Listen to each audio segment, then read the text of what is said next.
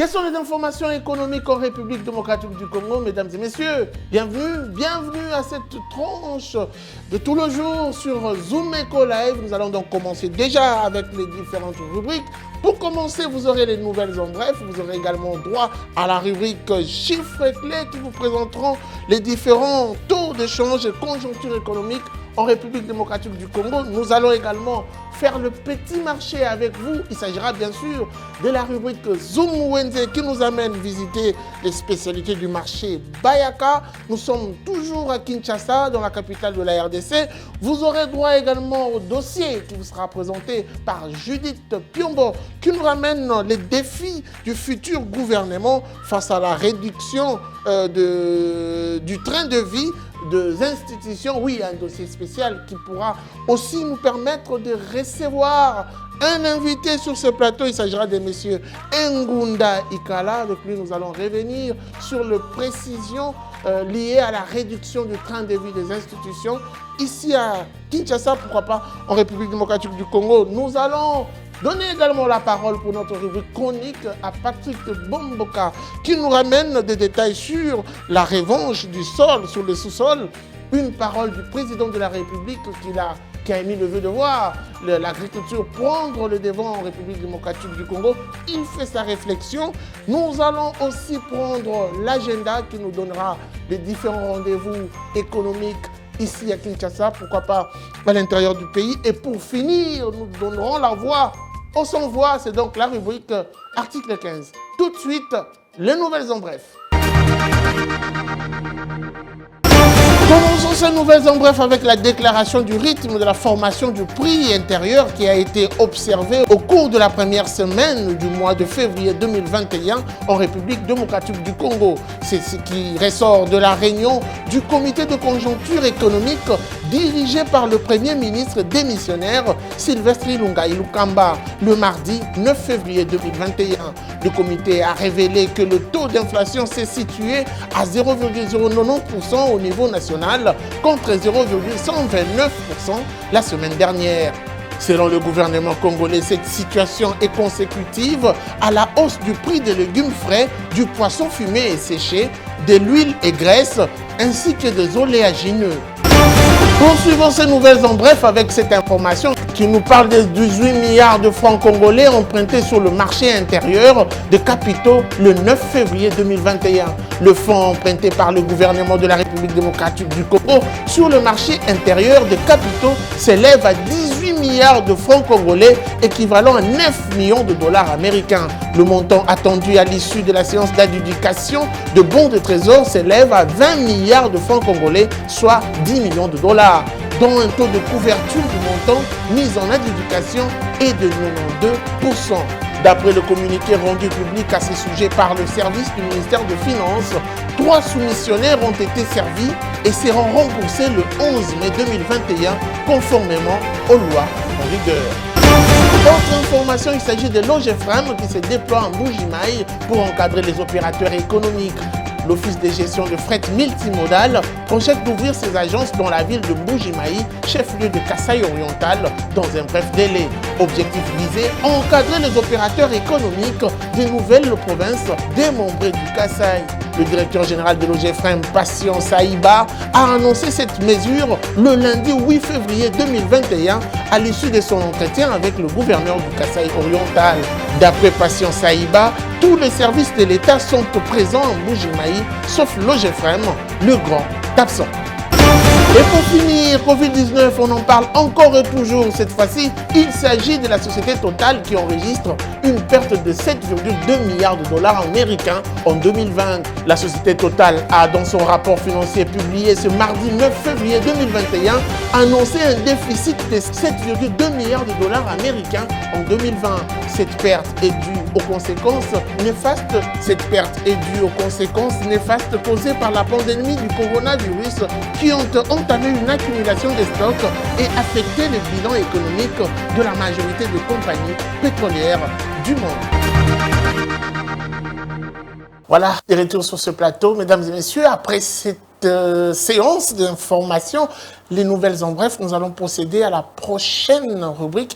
Il s'agit bien sûr des chiffres clés, voulais-je dire, tout de suite, les chiffres clés. Voilà, de retour sur ce plateau, nous recevons pour vous Julie Tounamaka qui est déjà avec nous.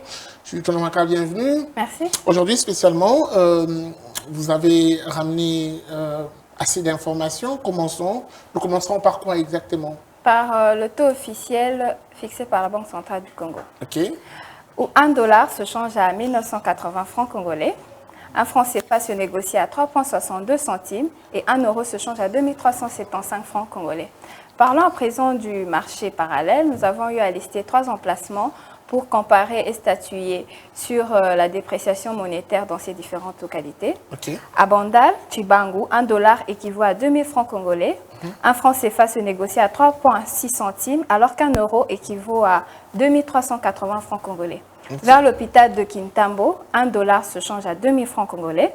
Un franc CFA se négocie à 3,60 centimes au moment où 1 euro se change à 2383 francs congolais.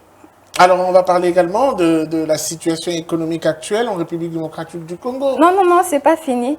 On doit poursuivre avec... le taux de change. Toujours avec le taux de change. Okay. À Mbinza-Pigeon, où $1 se change à 1995 francs congolais. Un franc CFA qui se négocie à 3,62 centimes, pendant qu'un euro se négocie à 2377 francs congolais. Très bien. On revient sur la situation économique. C'est quand même important de toujours ouvrir une parenthèse là-dessus. Quelle est la situation économique actuelle? Alors, en ce qui concerne la production de l'énergie électrique, il y a une hausse de 5,99% au mois de janvier 2021 par rapport au mois de décembre 2020. Oui. Qui était établi à 1 107 968,10 MW. OK. Et on peut constater également une décroissance de 125 000,25% du flux migratoire de voyageurs étrangers au mois de janvier 2021, contrairement au mois de décembre 2020. Quels sont les résultats de l'exportation par rapport à la semaine d'avant? Il y a eu une diminution par rapport à la semaine d'avant.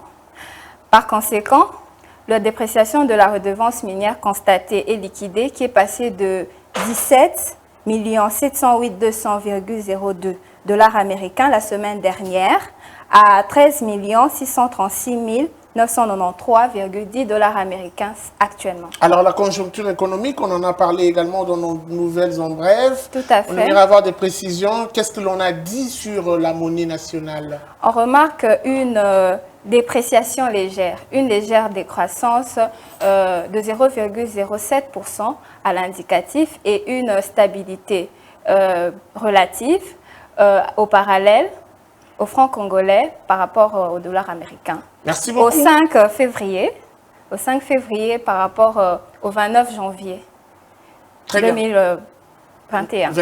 Merci beaucoup à vous de toutes ces précisions. Nous pensons que nous observons plutôt que les choses s'améliorent plutôt un peu favorablement. Merci beaucoup. Nous allons prendre la prochaine rubrique tout de suite.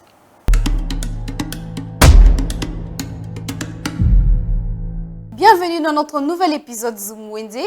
Aujourd'hui, on vous emmène dans le marché Bayaka qui se trouve dans la commune de Ngiringiri. Ce marché est bien spécialisé pour sa vente de matériaux de quincaillerie ainsi que de la peinture. Aujourd'hui, on s'intéresse plus sur la vente de peinture. On a de la peinture à huile, de la peinture à eau et de la teinte. Dans la peinture à huile, nous avons de la résine qui coûte 7 000 francs, du pigment rouge et jaune qui coûte 40 000 francs. On a aussi du titane qui coûte 12 000 francs, de l'oxyde rouge et jaune qui coûte 7 000 francs, 1 litre de pétrole 500 francs, du cicatif, cela permet à sécher de la peinture, coûte 15 000 francs, et des aditols qui coûtent 3 000 francs. On a aussi de la peinture à eau qu'on appelle généralement de latex. On a du Tylos qui coûte 30 000 francs, colle C23 qui coûte 6 000 francs, colle bleue qui coûte 7 500 francs. Dans ces marchés, on a aussi des ammoniacs qui coûtent 9 000 francs, des huiles à pain qui coûtent 3 000 francs. Ces huiles à pain permettent d'enlever l'odeur désagréable de la peinture. Dans ces marchés, on a aussi du titane qui coûte 12 000 francs, poudre calepin qui coûte 18 000 francs. Et pour finir, nous avons de la teinte. Cela permet à donner une certaine coloration à nos peintures. Nous avons de la teinte rouge, jaune et bleue qui coûte 4 500 francs. On a du doré qui coûte 40 000 francs. On a de l'argent qui coûte 30 000 francs. Connaissez-vous aussi de la pierre de France? C'est le mélange fait de l'oxyde jaune et de blanc cassé. Cela coûte 7 500 francs. Merci de nous avoir suivis dans notre rubrique. Retrouvons-nous à un prochain numéro.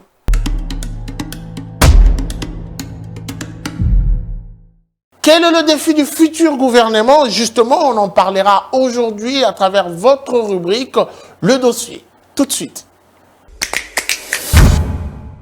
Nous avons annoncé de la recevoir sur ce plateau. Elle est déjà avec nous. Judith Piombo nous parle bien sûr de ces défis du futur gouvernement face à la réduction du train de vie plutôt des institutions. On en parle avec elle. Bienvenue. Merci. Alors, pour commencer, qu'est-ce qui a constitué la réflexion de votre dossier?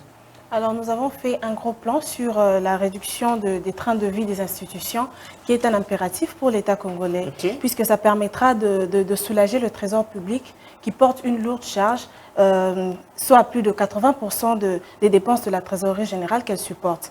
Alors, s'il faut jeter un coup d'œil dans la structure des dépenses publiques, on retrouve pour l'année 2020 59% des rémunérations, dont la plus grande partie, ou la plus grosse partie d'ailleurs, revient aux institutions politiques et au détriment des agents et fonctionnaires de l'État. Nous avons ensuite les frais de fonctionnement qui avoisinent 16%. Ensuite, nous retrouvons 10% des dépenses urgentes. Et pour finir, 3% pour les dépenses d'investissement. C'est une chose qui est vraiment très peu et très étonnante parce que pour un grand pays comme la RDC, 3% seulement, c'est trop peu. C'est trop peu. Alors, il est question ici pour le nouveau gouvernement qui arrive de pouvoir soulager la pression de ce type de dépenses de la trésorerie de l'État. Raison pour laquelle, d'ailleurs, le chef de l'État a décidé de mettre fin à cette action nocive des fossoyeurs de la République. Très bien. Et par rapport à ça, vous nous avez ramené un dossier qui nous éclaircit un peu la lanterne sur cette mauvaise affectation d'argent. Nous allons donc suivre avec vous ces dossiers et nous allons revenir tout juste après. Le dossier tout de suite. 4 mesures prioritaires sont à prendre et à mettre en œuvre par le futur gouvernement de l'Union sacrée de la nation. Primo, la réduction de la taille du gouvernement. Des analystes suggèrent un taux de réduction variant entre 30 et 45% pour avoir une équipe gouvernementale de 45 membres, y compris le Premier ministre, ou de 37 membres au total. Cela implique d'un côté un sacrifice à faire par la classe politique composant la majorité parlementaire pour s'interdire une répartition des postes ministériels, les considérant comme une mangeoire de la République. Et de l'autre, l'obligation du chef de l'État de veiller à ce que certains ministres soient regroupés et leur administration respective centralisée. Secundo, la rationalisation des dépenses liées aux missions tant à l'intérieur du pays qu'à l'étranger, aux primes faramineuses allouées aux membres du gouvernement et à leurs cabinets respectifs, aux frais de transport, carburant, entretien de véhicules d'escorte, loyers, frais d'hébergement pour des locaux habitation supplémentaires. Cet effort soulagerait les dépenses dites urgentes et autres qui se tapent près de 25% des dépenses totales effectuées par l'État. Tertio, l'assainissement et la sécurisation des passations des marchés publics aux prestataires des biens et services de l'État. Sa mise en œuvre permettrait d'éviter notamment la surfacturation des commandes farfelues n'ayant pour objectif que de saigner le trésor public. Ces pratiques douteuses sont également à l'origine et contribuent au gonflage de la note d'aide publique intérieure que l'État peine à payer. Au 6 novembre 2020, seuls 12,3% du stock budgété en 2020 ont été payés.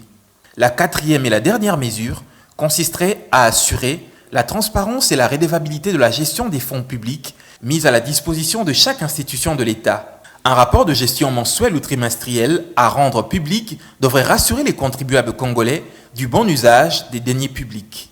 Encore faudrait-il que les organes et structures habilités, dont la Cour de compte de l'IGF, veillent au contrôle des fonds publics mis à la disposition des gestionnaires et que des sanctions soient appliquées en cas de faute de gestion. L'implémentation de ces 4 mesures, soutiennent des analystes, pourrait réduire la pression des dépenses du train de vie des institutions exercées sur la trésorerie d'une proportion minimale comprise entre 10 et 20%, ce qui dégagerait des économies substantielles pour accroître le niveau des dépenses d'investissement qui n'a représenté que 3% des dépenses totales de l'État en 2020. Une triste réalité a changé impérativement en cette période de crise sanitaire qui secoue l'économie nationale. La rigueur du futur Premier ministre dans la mise en œuvre de la vision du chef de l'État jouera beaucoup plus dans l'atteinte de cet objectif noble tant souhaité par le peuple congolais depuis des années.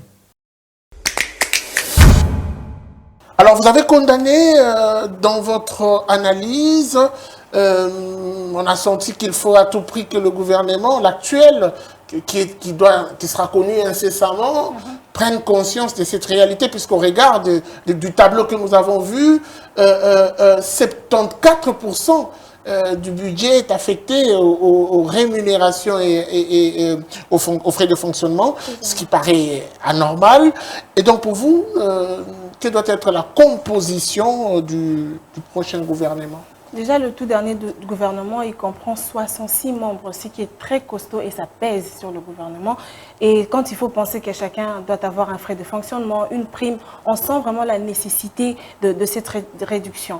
Alors, le gouvernement devra être conséquent afin de pouvoir mieux gérer les problèmes sociaux de la population qui s'avèrent être aussi importants. Merci beaucoup à vous, Judith Piombo, de toutes ces précisions. Nous allons prendre la prochaine rubrique tout de suite après ceci.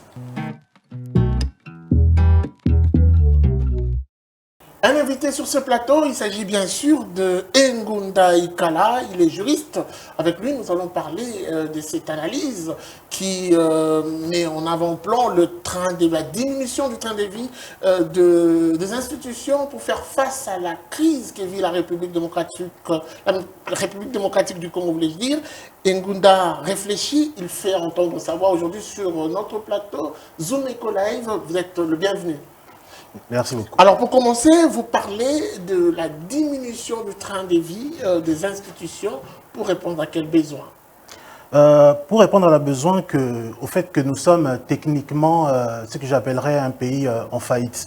Ouais. En gros, s'il devrait expliquer en détail pour les téléspectateurs, les RDC, c'est des recettes, par exemple l'année passée, c'est des recettes d'environ 4 milliards de dollars. Mais en recettes propres, nous faisons dans les 3,3 milliards. Ces recettes propres, le reste des recettes, ça provient donc du bons du Trésor, d'appui budgétaire du FMI. Mais l'argent que nous faisons, voilà, les budgets additionnels. Mais ce que nous faisons, donc DGI, DGRAD, DGDA, c'est 3,3 milliards de dollars qu'on a fait l'année passée. Et cet argent ne permet que le paiement des rémunérations et le fonctionnement, qui prennent 75% des dépenses. Le reste, ça va au paiement de la dette. Donc aujourd'hui, si on n'avait pas, techniquement, si on n'avait pas l'appui budgétaire du FMI, et les prêts provenant des bons du Trésor, on serait incapable de payer nos dettes. Les 3,3 milliards s'expliquent par le fait qu'il n'y a pas assez de recettes ou par le fait qu'il y a coulage de recettes? Non, bon, coulage de recettes, ça on sait qu'il y en a, mais en tout cas, dans les faits, c'est qu'on ne fait pas assez de recettes. Et un pays qui ne fait pas assez de recettes pour payer ses dettes est techniquement un pays en faillite. Parce que les recettes propres que nous faisons ne peuvent servir qu'à payer les la fonction publique et le fonctionnement des institutions. Alors, lorsque vous parlez de la diminution du train de vie des institutions, vous focalisez sur quelle démarche exactement?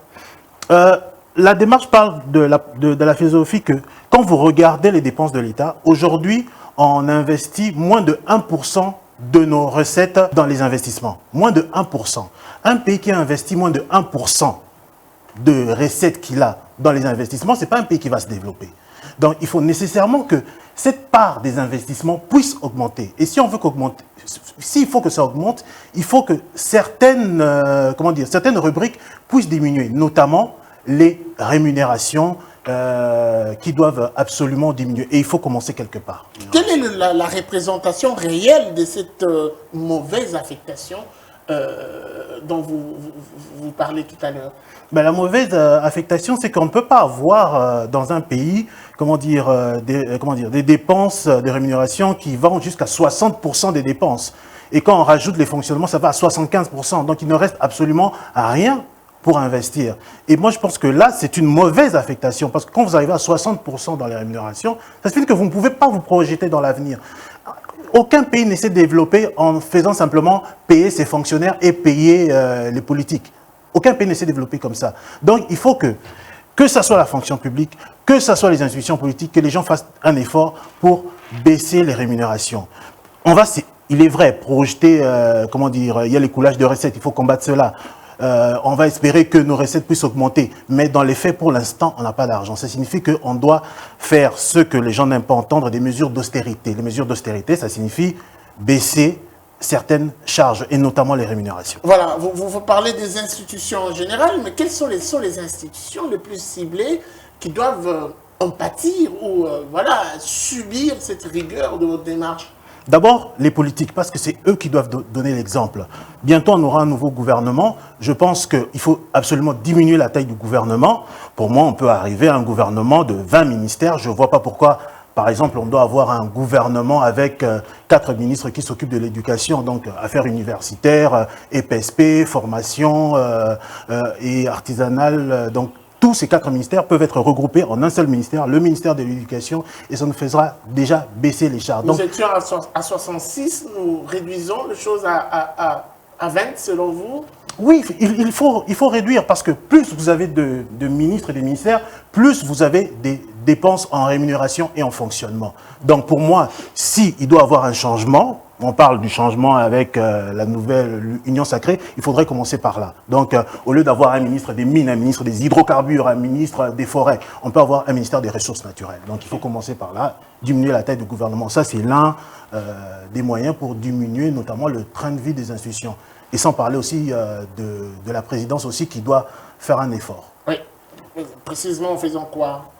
Ben, par exemple, l'ordonnance que le président a signée mettant comment dire, les agents de la présidence au même rang que les membres du gouvernement, donc ils ont quasiment les mêmes salaires. Donc vous avez le salaire par exemple d'un ministre délégué ben, à la présidence par exemple, un intendant a le même rang qu'un ministre délégué, ben, ils ont le même salaire. Donc ça gonfle les rémunérations. Et moi je pense que la présidence, le gouvernement doit faire un effort. Et pour moi, cette ordonnance du chef de l'État concernant les rémunérations des gens de son cabinet doit être revue, notamment à la baisse, pour qu'un secrétaire administratif ne puisse pas avoir le même rang qu'un ministre délégué. On va finir avec cette question. On regarde de problèmes enregistrés en République démocratique du Congo.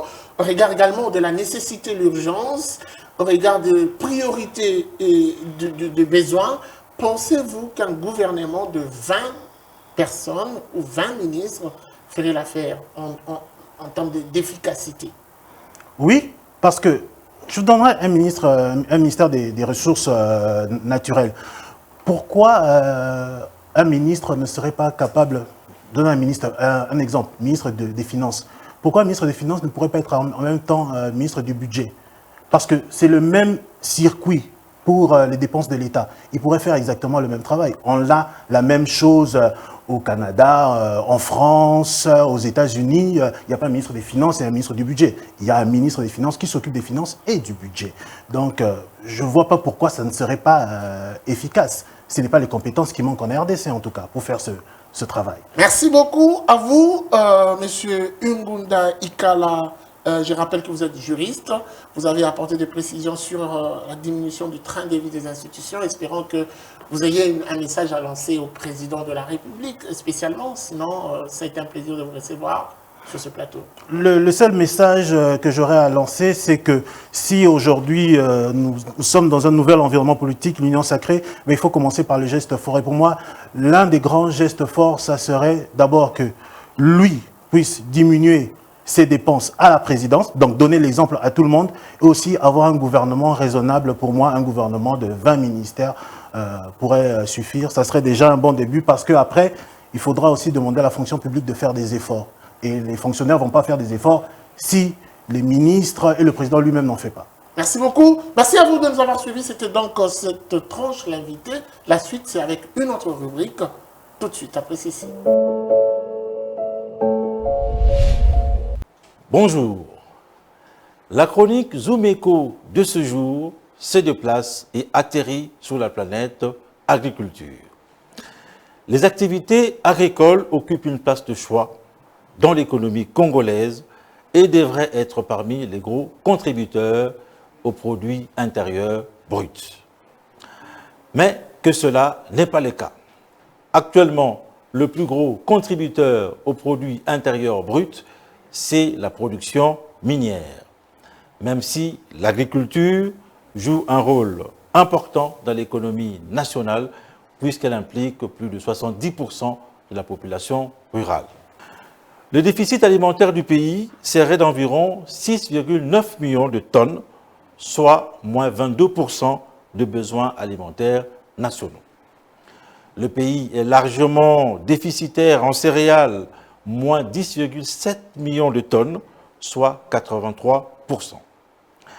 À cet effet, les bilans céréaliers et alimentaires confirment que l'insécurité alimentaire est davantage un problème d'accès que de disponibilité. Est-ce le fonds alloué à l'agriculture permettent-ils la revanche du sol sur le sous-sol en République démocratique du Congo?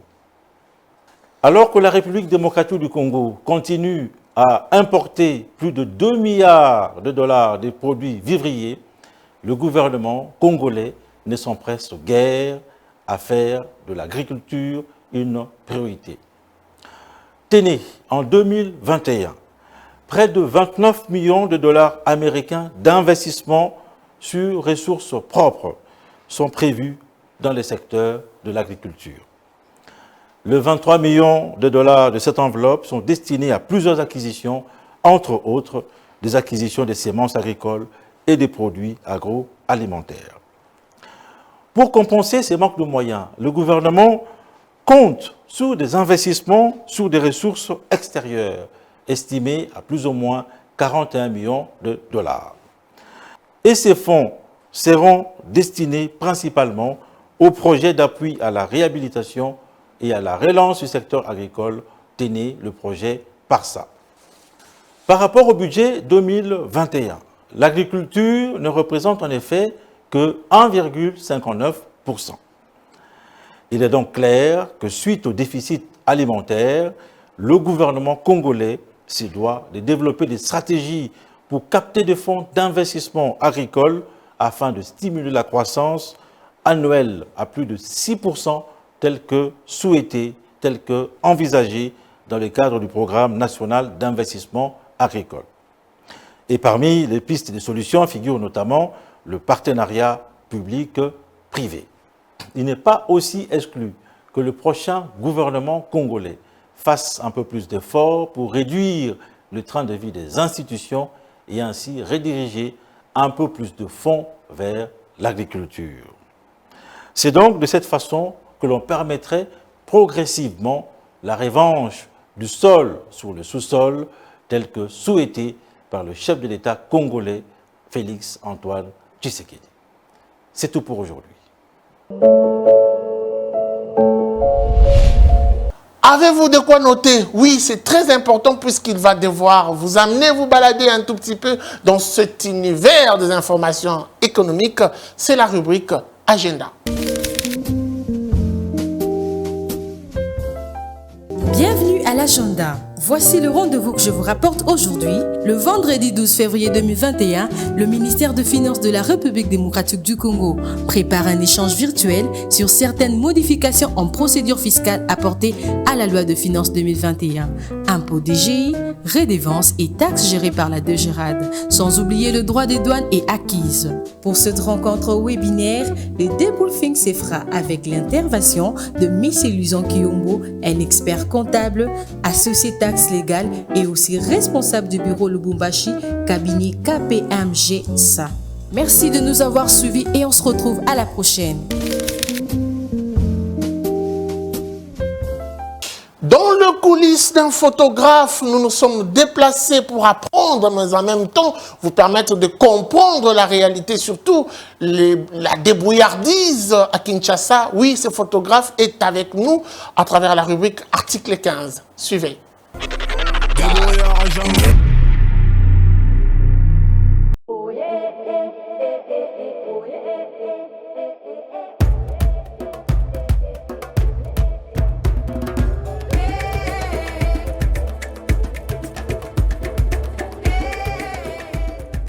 Je suis photographe depuis 2001. Donc bientôt, je pourrais totaliser 20 ans dans la photographie. Pour l'instant, je l'exerce à l'Institut supérieur de commerce. C'est là où je peux dire que c'est là où se trouve mon bureau.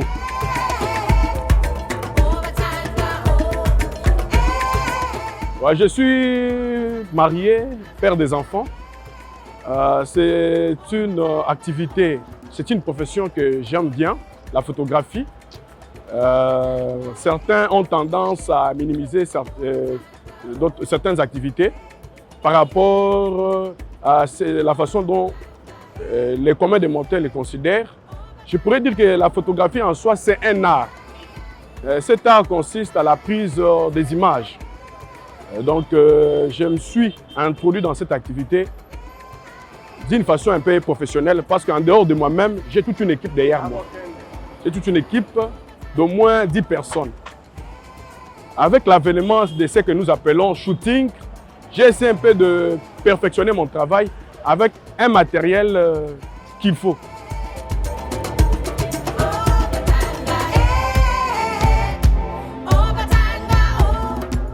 Les difficultés sont énormes et certaines personnes ont tendance à nous déconsidérer. Elles trouvent qu'en faisant la photographie, on ne représente rien. Donc, ce n'est pas un travail à négliger. La Bible déclare que c'est par ton sueur que tu pourras te nourrir. Tout travail produit de l'abondance. Donc, il y a plein de difficultés, mais malgré ça, nous tenons parce que nous l'aimons beaucoup. Je suis passionné de la photographie.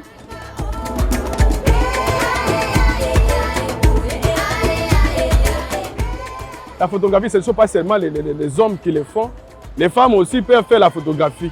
Je conseille aux garçons, tu as fini, tu as obtenu ton diplôme d'État, tu es gradué, tu es licencié. Il ne faut pas rester les mains croisées. Il faut chercher à faire quelque chose. La photographie, c'est aussi une très bonne profession. Il suffit d'avoir un peu de moyens, s'acheter un appareil de photo et se lancer.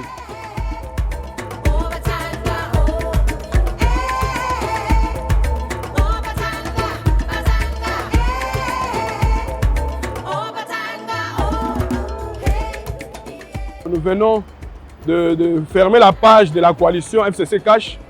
Maintenant, il s'agit de l'Union sacrée. Les gouvernements ne s'est pas encore implantés. Nous demandons à ceux qu'on considère les artistes, les photographes, au lieu que nous évoluions toujours dans l'informel, qu'on puisse créer un cadre où les photographes doivent se retrouver, échanger, pouvoir projeter des choses, pouvant permettre aussi à ce que la profession aille de l'avant.